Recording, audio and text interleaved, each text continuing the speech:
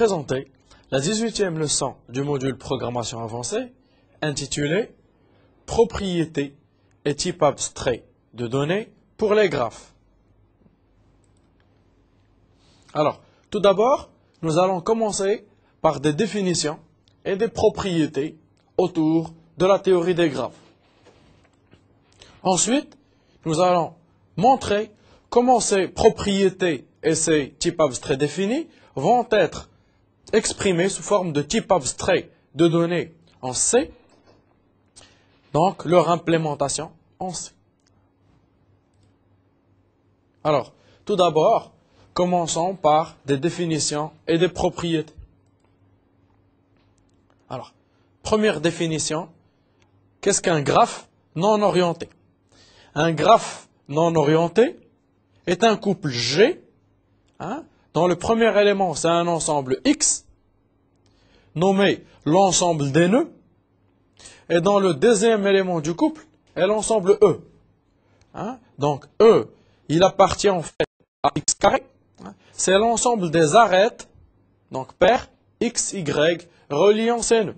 Donc, qu'est-ce qu'un graphe non orienté? C'est un couple XE, où X, c'est un ensemble de nœuds, et E, l'ensemble des arêtes reliant ces nœuds. Donc, un ensemble de nœuds, donc ça c'est X, par exemple, 0, 1, 2, 3, c'est X, 0 jusqu'à 3, c'est X, et puis un ensemble d'arêtes, E. Donc on a 0, 1, on a 0, 2, et on a 1, 3. 1, 2 et 3. 1, 2 et 3. Donc ça, c'est un graphe non orienté. Voilà un autre exemple de graphe. On a X jusqu'à 5. Et on a l'ensemble des arêtes de 1 à 2, de 1 à 3, de 1 à 5, de 2 à 3, de 2 à 4, etc. Alors remarquez que ce sont en fait des paires et pas des couples. C'est-à-dire qu'une paire, la paire 1, 2 est égale à la paire de 1. Donc ici par exemple, notre paire 0, 1, c'est égal à la paire 1, 0. Donc en fait, il n'y a pas de direction. On peut aller d'ici vers ici, et on peut aller d'ici vers là. Donc il n'y a pas de direction, c'est-à-dire qu'il n'y a pas d'orientation. Ça, c'est égal à ça. Il n'y a pas d'orientation, d'où donc sa définition en termes de graphe non orienté. Alors, quels sont les intérêts des graphes de ce nouveau type abstrait avancé? Les graphes, au fait, c'est un type abstrait de données non linéaire. Donc, rappelez-vous, au fait, des piles, des fils, des listes. C'était des tableaux de type abstrait de données linéaires. Le graphe, c'est un type abstrait de données non linéaire. Donc, on représente les éléments sous forme non linéaire. On n'a pas une seule direction à prendre, on a plusieurs. Donc, c'est de la non-linéarité. Alors, le graphe est adapté au parcours d'un ensemble discret à travers l'exploration du voisinage des éléments. Donc, un graphe, il regroupe un certain ensemble d'éléments, donc dans un domaine discret, donc pas continu. Et au fait, son avantage, c'est qu'il permet de parcourir ces éléments-là grâce à la notion de voisinage. Donc, on part d'un nœud et on regarde les voisins de ce nœud. On part d'un nœud et on regarde les voisins de ce nœud. On part d'un nœud et on regarde les voisins de ce nœud. On part d'un nœud et on regarde les voisins de ce nœud, etc. On part d'un nœud et on regarde, donc là, les voisins du nœud, jusqu'à ce qu'on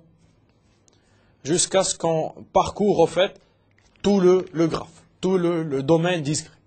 Donc la notion de voisinage est importante dans un graphe. Alors, au fait, les graphes ont donné naissance à plusieurs types abstraits de données. Depuis les graphes, on a pu créer les arbres, qui sont simplement des graphes connexes. On va voir la notion de connexité, sans cycle. On a, grâce aux graphes, pu créer les forêts. Vu qu'on a pu créer des arbres, on peut regrouper des arbres sous forme de collection. Donc un ensemble d'arbres ou une collection d'arbres, c'est une forêt. Donc d'où les forêts, d'où l'état binaire, binomiaux, etc., qui sont que des forêts. L'état binaire ne sont pas des forêts, ce sont des arbres, comme on va voir. Alors, grâce au graphe, on a pu créer la notion de carte. Rappelez-vous, donc une carte, c'est au fait pour, par exemple, une carte géographique, une carte du réseau électrique, par exemple, c'est une carte.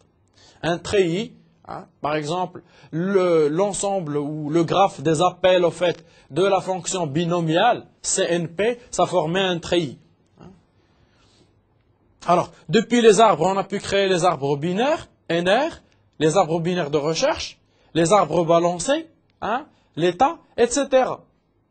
Donc là, l'état binaire. Depuis les arbres, s'ils sont dans l'état dégénéré, on a pu créer les listes, les piles, les fils, les circuits, etc.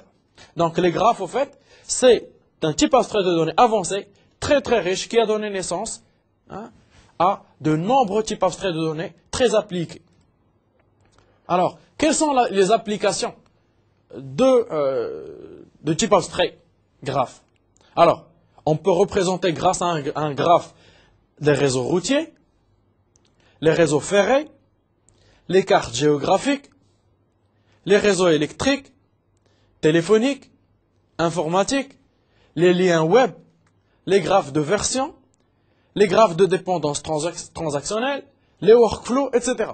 Donc là, vous voyez en pratique, le type abstrait graphe, il s'applique d'une manière très riche et expressive dans beaucoup d'applications. Alors, une nouvelle définition, qu'est-ce qu'un sous-graphe? Alors, soit GXE, un graphe, tout graphe, G', dans l'ensemble des nœuds, c'est une restriction en fait de X, est un sous-graphe de G. Donc on prend en fait, ça c'est le graphe G, on va prendre une restriction, on ne va pas prendre ça et ça, on dit on prend que ça, 1, 2, 3, et on ne prend pas 4 et 5, et on dit qu'au fait X', c'est 1, 2, 3. Et bien sûr, les arêtes, au fait, c'est les arêtes qui les lient. Par exemple ici, 1, 2, 1, 3. Alors, tout ce qu'il y avait ici, on l'oublie. Donc, en fait, un sous-graphe, c'est une restriction des nœuds d'un graphe. Un sous-graphe, c'est un graphe qui est résultat d'une restriction des nœuds d'un graphe. Alors, quel que soit X', formellement, appartenant à X', appartenant à cet ensemble, X', il appartient à X, donc en fait, tous les éléments de X', la restriction, appartiennent à X, et quel que soit, en fait, les arêtes X', Y', qui appartiennent à E', ces arêtes-là sont simplement fait des arêtes qui appartiennent à E, avec leur extrémité dans X'. Donc, tous les nœuds de X' appartiennent à X, et toutes les arêtes en fait qui relient les éléments qui existent dans E et qui relient les éléments de X' appartiennent à E'. Alors, voilà un exemple. Donc, X c'était 1, 2, 3, 4, 5. X', c'est une restriction de X, donc pour un sous-graphe, on a pris que cela, on n'a pas pris 2. Et on a pris simplement les arêtes qui passent à travers ces nœuds-là de X', c'est-à-dire 1, 3, 3, 4, 4, 5, 1, 5. Et donc, toutes les arêtes, au fait, qui ont comme extrémité les nœuds, au fait, qui appartiennent à X, mais qui n'appartiennent pas à X', soit X moins X', au fait, on ne les met pas dans E. C'est-à-dire, au fait, quel que soit E, hein, X, Y, appartenant à E, tel que X appartient à X moins X', ou Y appartient à X moins X', hein, bah, en fait, E, X, Y n'appartient pas à E'. Donc, on ne prend dans E' que les arêtes depuis E tels que X appartient à X et Y appartient à X'. Hein? Donc, on ne peut prendre d'arête dans le sous-graphe que si les deux extrémités appartiennent. Donc, c'est le cas ici. Et là, c'est une extrémité qui n'appartient pas. Ben, on ne prend pas les arêtes qui en proviennent. Donc, ça, c'est un sous-graphe. Restriction, rappelez-vous, des nœuds.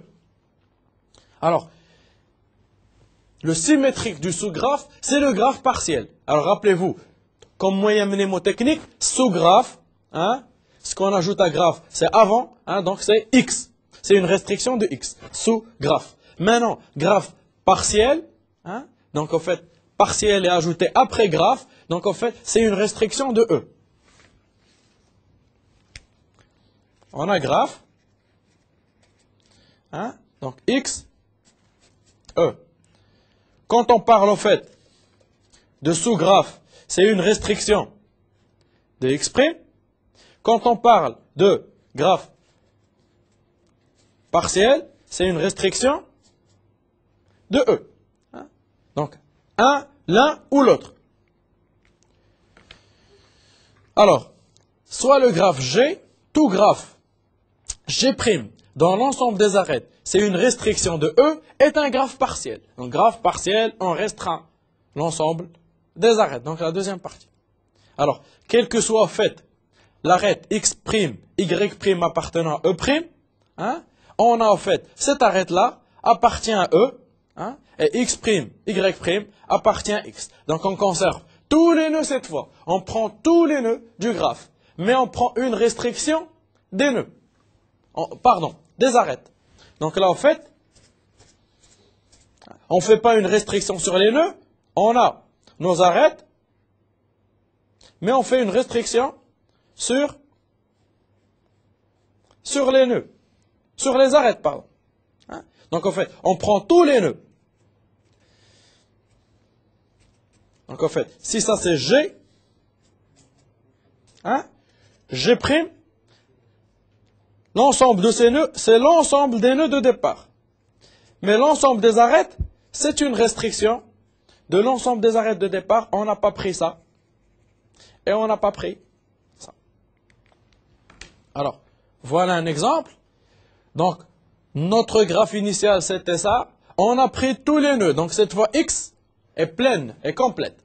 Mais, par contre, on n'a pas pris toutes les arêtes. Donc, on n'a pris qu'une restriction, en fait, de E. On a pris 1, 5, 2, 3, 3, 4, 2, 3, etc. Et on n'a pas pris 1, 2, 1, 3, 5, 4. On les a éliminés de E. Donc, un sous-graphe, c'est une restriction des nœuds, avec bien sûr les arêtes qui les relient. Et un graphe partiel, c'est une restriction de E, hein, en prenant, bien sûr, tous les nœuds cette fois. Sous-graphe, restriction de X, graphe partiel, restriction de E. Alors, la définition de chaîne ou chemin dans un graphe. Soit un graphe G, hein, une chaîne, respectivement chemin, C, dans un graphe non orienté, respectivement orienté. Donc là, en fait, on prend chaîne pour un graphe non orienté et on définit chemin, son équivalent pour un graphe orienté. C'est la même chose, sauf que chaîne est pour les graphes non orientés et chemin pour les graphes orientés. Alors, une chaîne pour un graphe non orienté, c'est une séquence d'arêtes adjacentes, hein, les unes aux autres. Donc, le chemin, c'est x1, x2, suivi de x2, x3, x3, x4, etc. jusqu'à xn, xn-1, xn-1, xn, où xi plus 1 appartient à E. Donc, en fait, on a par exemple 1, 2, 3, 4. On va dire, on prend ça, 1, 2, puis on va prendre 2, 3,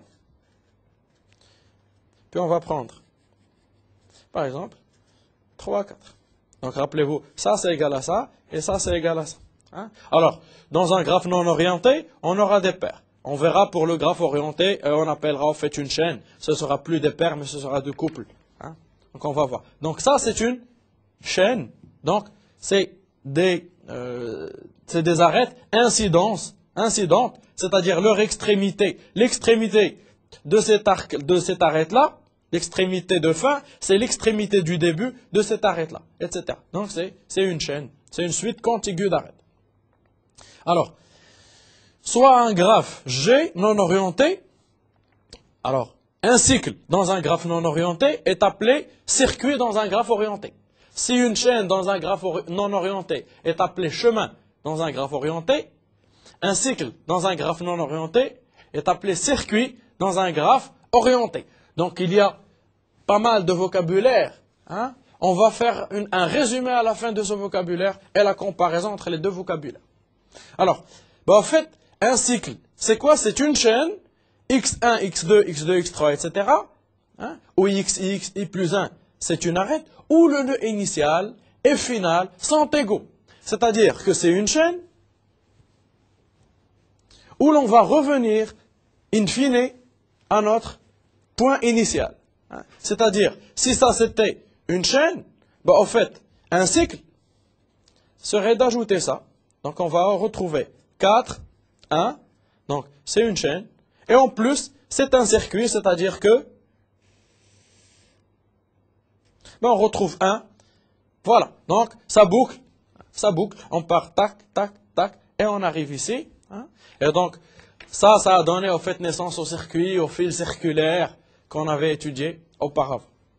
Alors, un cycle, c'est le vocabulaire dans les graphes non orientés, ça s'appelle un circuit dans les graphes orientés. Donc, on fait le tour. Alors, on dit qu'une chaîne, hein, respectivement un chemin, est simple s'il ne passe pas par le même nœud deux fois. Hein. On dit qu'une chaîne est simple s'il ne passe pas par le même nœud deux fois. Hein. C'est-à-dire,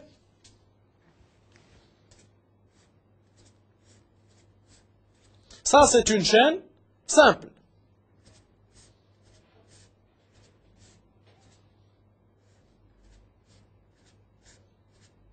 Ça c'est une chaîne non simple parce qu'elle fait 1, 2, 3, 4, 5, 6, 3, et puis ici, 7.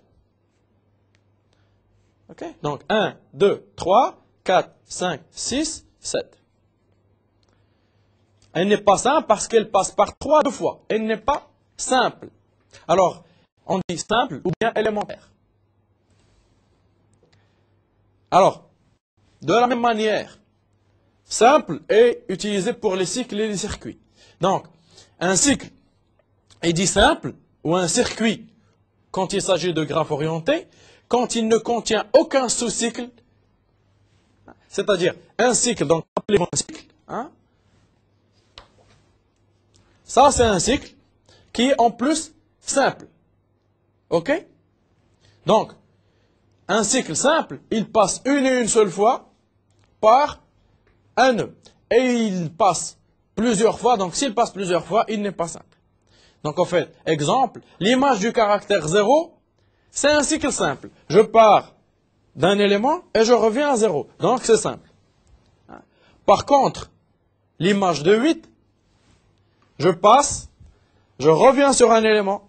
Hein, donc c'est pas simple. Hein, donc à la fois 8 et plus l'infini. Hein, donc 8, je passe et je reviens. Donc 8 n'est pas simple. 0 est un cycle simple.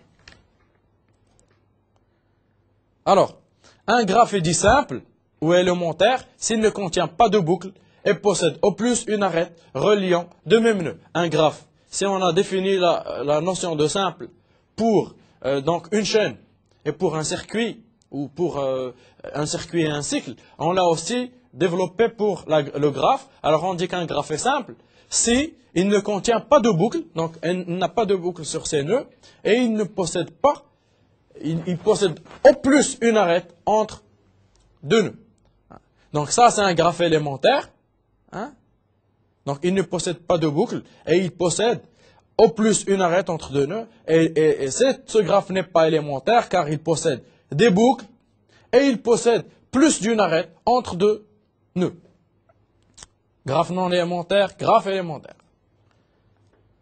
Alors, il y a des cycles particuliers. On parle de cycle hamiltonien. Il passe par tous les nœuds.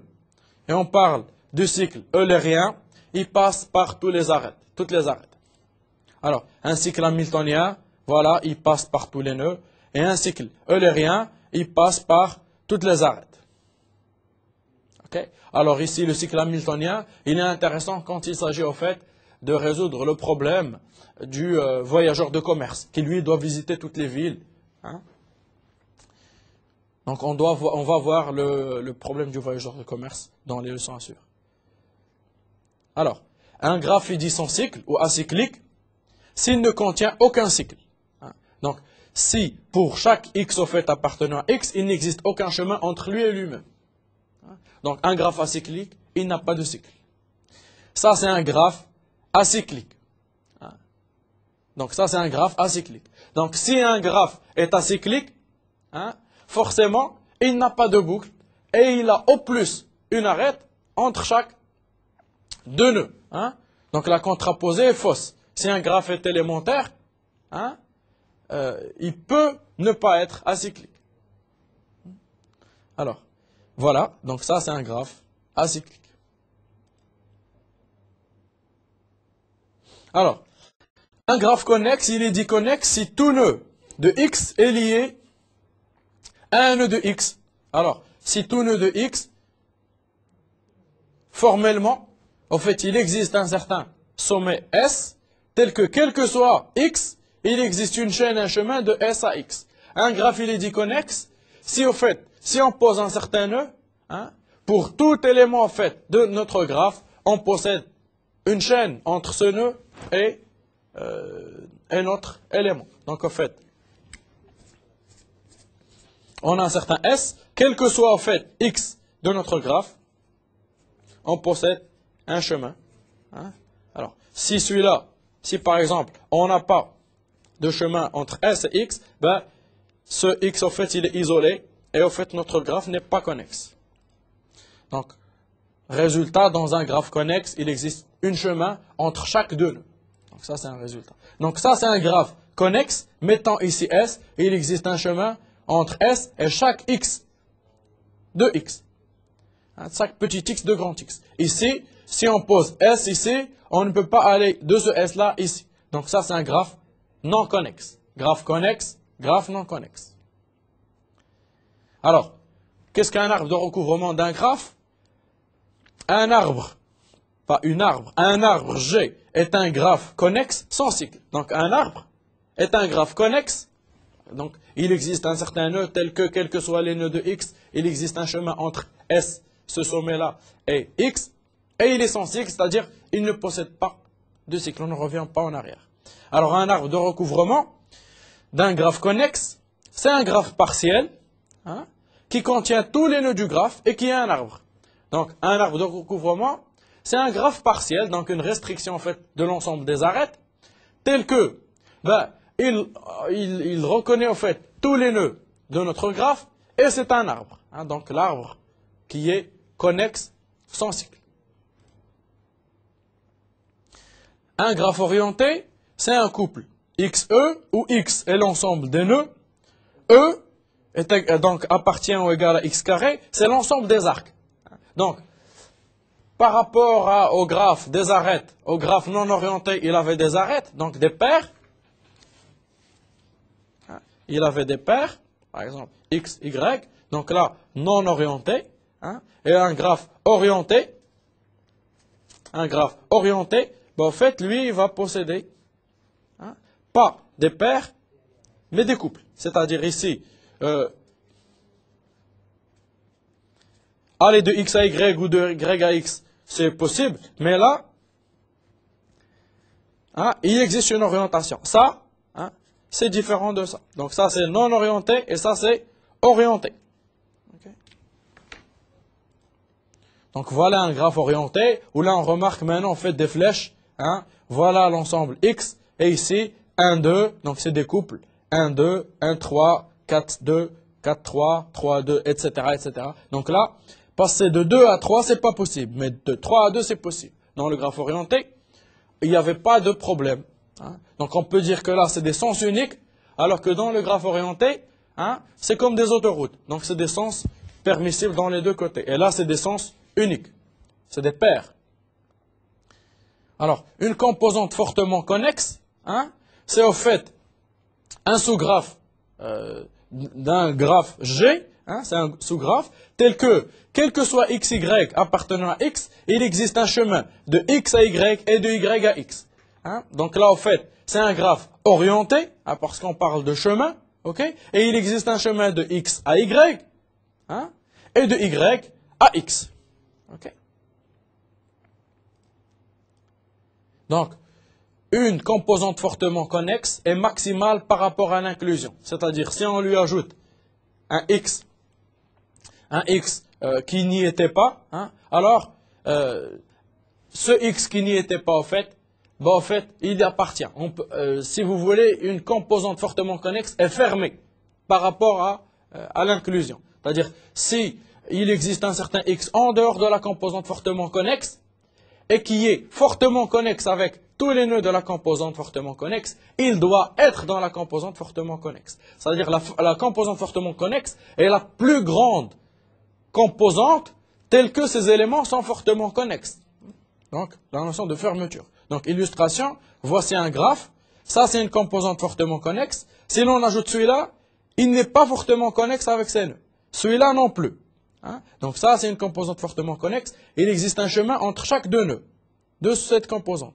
Ça, c'est une composante fortement connexe. On peut aller de là à là, de là à là, de là à là, etc. Donc on peut faire tous les chemins possibles ici. Si on en ajoute ça, il ne peut pas revenir. Donc, il n'est pas de la composante fortement connexe. Lui, il est tout seul parce qu'on ne peut aller, si on va quelque part, on ne peut pas revenir depuis cette composante. Et ça, c'est une composante fortement connexe. Donc on a trouvé les composantes de fortement connexes. Et on va voir au fait que les parcours de graphes en largeur et en profondeur permettent de découvrir les composantes connexes et fortement connexes. Alors, si l'on veut synthétiser au niveau des vocabulaires et de la rigueur, hein, donc en fait, on appelle arête dans un graphe non orienté, arc dans un graphe orienté, chaîne dans un graphe non orienté, et chemin dans un graphe orienté. Cycle, circuit. Acyclique, sans circuit. Composante connexe, où il y a juste une chaîne entre chaque x et y de la composante, et là il y a un chemin allant de chaque deux nœuds, donc de x vers y et de y vers x. Alors, je reviens à la notion de degré. Dans un graphe non orienté, on parle de degré d'un nœud qui définit le nombre de nœuds adjacents à x. Hein? On va l'étudier après. Et quand il s'agit de graphes non orientés, on parle au fait de degrés sortant d'un nœud et de degrés rentrant. C'est-à-dire que si l'on a dans un graphe non orienté, on va dire que degré de x est égal à 1, 2, 3, 4. Hein? Dans un graphe orienté,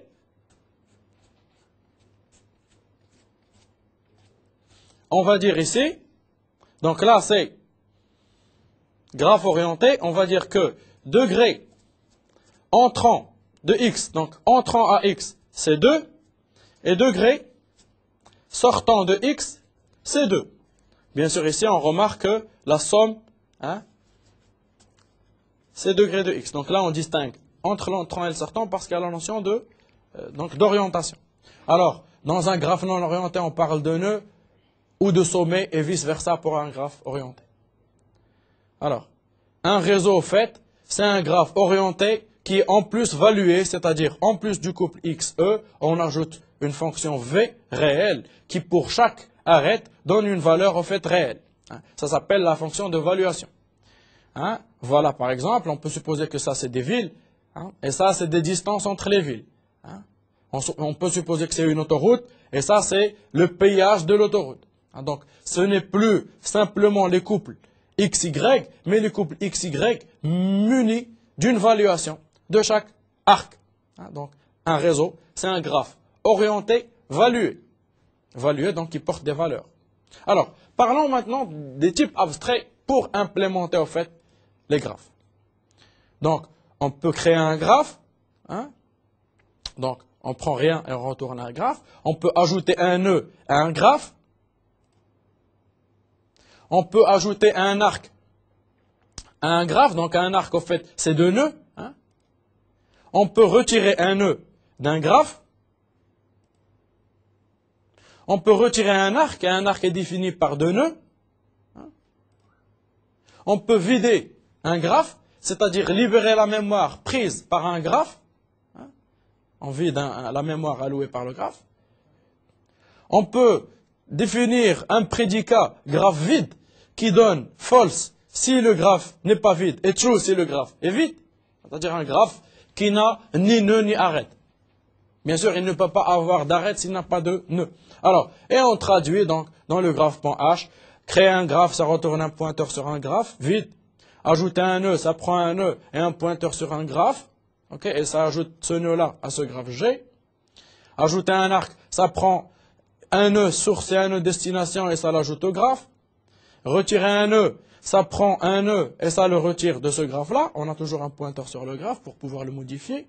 Retirer un arc, ça prend deux nœuds et ça prend un graphe et ça retire le nœud source destination de ce graphe. Vider un graphe, ça libère la mémoire d'un graphe. Graphe vide, ça retourne un booléen, true si le graphe est vide et false sinon. Alors, une matrice d'adjacence, c'est une matrice au fait, XX, donc si on a n nœuds, c'est une matrice n carré, qui pour au fait tout arrête IJ appartenant à E, MIJ est égal à 1. Si IJ n'appartient pas à E, on donne un 0. Donc, en fait, c'est une matrice creuse.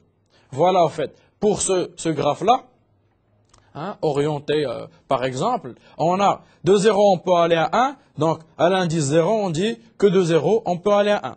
De 0, on peut aller à 2 aussi. De 1, on ne peut aller nulle part. De 2, on peut aller à 1. OK? De 3, on peut aller à 1 et à 2. De 3, on peut aller à 1 et à 2, etc. Et de 4, on peut aller à 0. Oui, on peut aller à 3.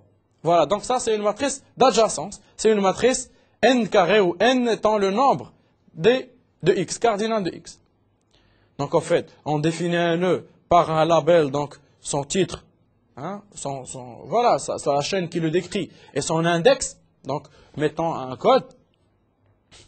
Et on définit un graphe au fait par un nombre de nœuds, par une liste de nœuds, et par une matrice d'adjacence qui est un pointeur sur booléen, c'est-à-dire une matrice, un tableau bidimensionnel qui contient des booléens. 0, c'est qu'il n'existe pas d'arête, et 1, c'est true, il existe une arête. Alors, à part les matrices d'adjacence, il y a les listes d'adjacence. Alors, le tableau des listes d'adjacence, LX, c'est au fait, il donne pour chaque nœud la liste de ces nœuds adjacents. Si la matrice d'adjacence, elle va stocker vrai s'il y a une arête et faux. Sinon, le tableau des listes d'adjacence, pour chaque nœud, il va donner les listes des nœuds adjacents. Et là, en fait, on économise la mémoire par rapport à la matrice creuse qui contient beaucoup de zéros. Donc, c'est une manière de stocker une matrice creuse. Donc là, pour 0, on stocke juste 1 et 2 au lieu de stocker, en fait, les n éléments avec des true false. Donc, on va économiser, stocker que les éléments avec des true. Donc, l'adjacent de 0, c'est 1, et l'adjacent de 0, c'est 2 aussi. La relation avec la liste n'a aucun sens, sinon le sens d'insertion, en fait, des nœuds. Donc, de 0, on va à 1, et de 0, on peut aller à 2, et le degré sortant de 0 est égal à 2. Le degré sortant de 1 est égal à 0. On va nulle part à partir de 1. Le degré de 2, c'est 1. Voilà. Et donc, l'adjacent de 2, c'est 1. Etc., etc. Donc, ça permet, au fait, de stocker la matrice creuse d'une manière économe en mémoire. Alors, si l'on somme les degrés sortant de x, en fait, on retrouve 2 plus 0, plus 1, ça fait 3, plus 2, ça fait 5, plus 2, ça fait 7. Et au fait, c'est 1, 2, 3, 4, 5, 6, 7, le nombre des arêtes ou des arcs, ici, du graphe. Alors, voilà, en fait, un adjacent, c'est une destination une valeur s'il s'agit d'un graphe valué, donc d'un réseau, et puis un suivant. Donc là, en fait, on remarque la notion de liste. Hein. Donc, une valeur qui porte un flottant, donc une valeur sur l'arc, et puis la destination, et puis un suivant, donc pour stocker la liste des adjacents. Hein. Alors, liste d'adjacence, elle a une tête, une queue, un nombre d'adjacents. Okay. Et un graphe, c'est un ensemble de nœuds. Okay. Et c'est un tableau de liste d'adjacence. Voilà. Donc un graphe, c'est un ensemble de nœuds et un tableau de liste d'adjacence. Donc de pointeurs sur liste d'adjacence, donc deux pointeurs sur cette liste hein, qui contient une tête, un pointeur sur adjacent, une queue, un pointeur sur adjacent. Donc la notion de liste, revenons à la notion de liste. Alors, il y a aussi la liste des arcs, où là c'est très simple. On stocke en fait une liste des arcs hein, appartenant à eux. Donc là, notre graphe va contenir le nombre de nœuds, le nombre d'arcs, un pointeur vers l'ensemble des nœuds, et donc ici, un double pointeur, donc un tableau bidimensionnel qui va stocker des index. Donc en fait, un arc, hein, par exemple, 1, 2, 2, 3, 3, 4, donc la liste en fait appartenant à eux, et là en fait on va stocker leurs index. Si par exemple, hein, 1 est stocké à 0, on va stocker ici 0. Si 2 est stocké à 1, on va stocker ici 1, etc. 2 est stocké à 1, on va stocker 1. 3 est stocké à 2, on va stocker 2. Hein. Donc en fait, ça en fait c'est les arcs. Donc c'est une liste d'arcs qui sont stockés par, donc un arc est stocké par les index de ces nœuds. Donc rappelez-vous, un nœud est stocké par son label, une chaîne de caractères et un index. Donc si l'on fait une synthèse de notre leçon, alors, si on prend la liste des arcs, ben, elle va stocker cardinal de E arc. Hein? Donc en mémoire, elle est linéaire par rapport à l'ensemble des arêtes hein, ou des arcs. Et la matrice d'adjacence, c'est une matrice donc quadratique par rapport à l'ensemble des nœuds.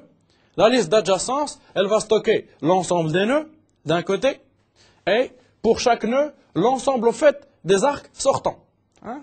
Donc en fait, elle va stocker l'ensemble des nœuds, hein, donc x1, etc. jusqu'à x grand X, et pour chacun, elle va stocker au fait degré plus de x.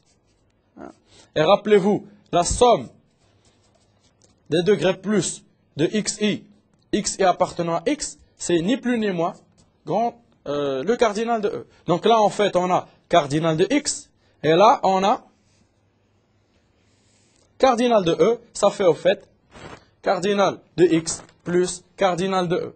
Alors, la création d'un graphe en coût constant, dans une matrice d'adjacence, donc pour une liste, dans une matrice d'adjacence, c'est x carré. Donc là, vous avez au fait l'ensemble des complexités, hein, donc pour copier un graphe. Donc là, en fait, la matrice d'adjacence, elle donne toujours, au fait, du quadratique, là. La liste des arcs, elle peut nous donner, au fait, du logarithmique.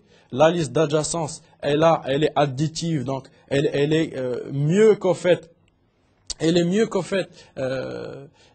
x carré, et elle est mieux que e log de x. Donc on remarque que la liste d'adjacence est quand même assez intéressante, parce que là, dans la liste des arcs, il faut toujours parcourir un ensemble d'arêtes. Ici, par exemple, parcourir l'ensemble d'arêtes est plus lent que parcourir l'ensemble des nœuds. Ici, parcourir l'ensemble des arêtes est plus lent que grand O de 1. Donc on regarde que la liste d'adjacence est meilleure que la liste des arêtes, grosso modo, sauf pour la mémoire, hein, et encore meilleure que la matrice des adjacences. Donc si on veut voir, c'est 1, 2, 1, 2 et 3 par rapport à la préférence en termes à la fois de rapidité donc d'exécution par rapport à la mémoire. C'est celle-là qui prend moins de place, puis celle-là, puis celle-là. Pour plus d'informations, allez sur le site de Netuno et cliquez sur le lien Midnitube.